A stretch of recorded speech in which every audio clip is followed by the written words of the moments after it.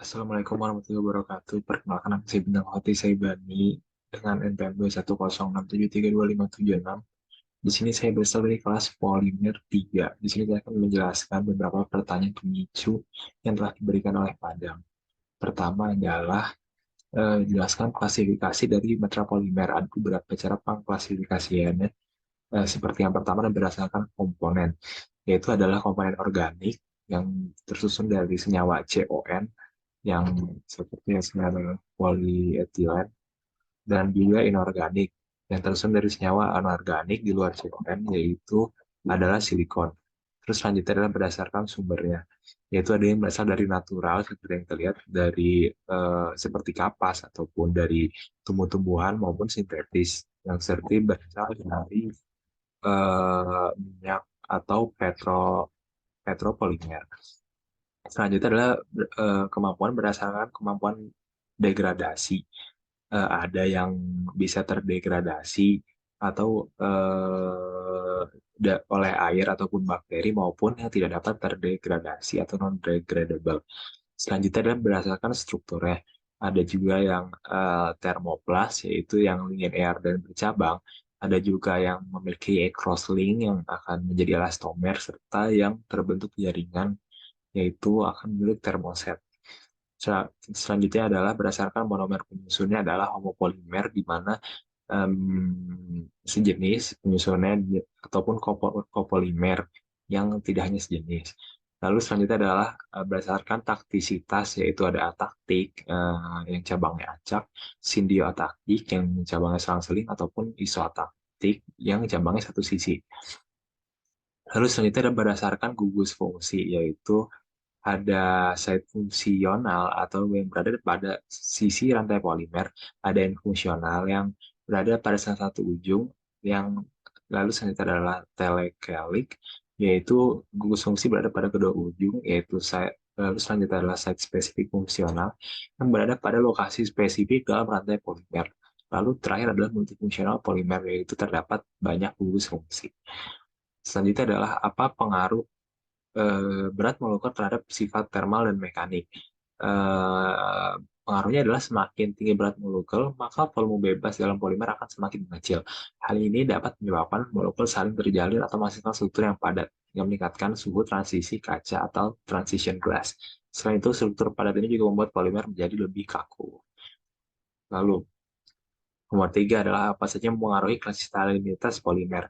Itu adalah pertama adalah struktur polimer, dibagi menjadi dua, yaitu ada struktur polimer dan proses dari pembentukan polimernya itu sendiri. Dari struktur polimer adalah panjang rantai, lalu ada cabang, serta cross-linking, flexibility, toxicity, serta intermolecular interaction.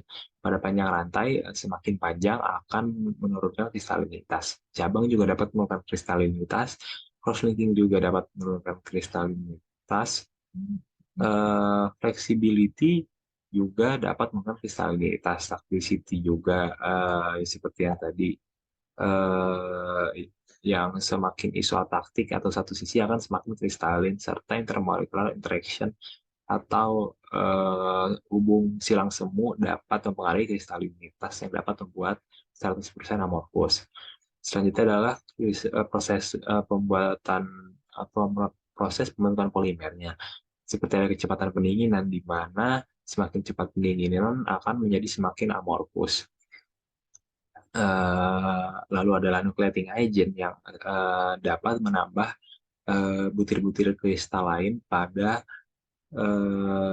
pembentukan kristalin sehingga menjadi lebih kristalin, serta ada stres yaitu seperti arah pemberian beban serta interaksi dengan solvent.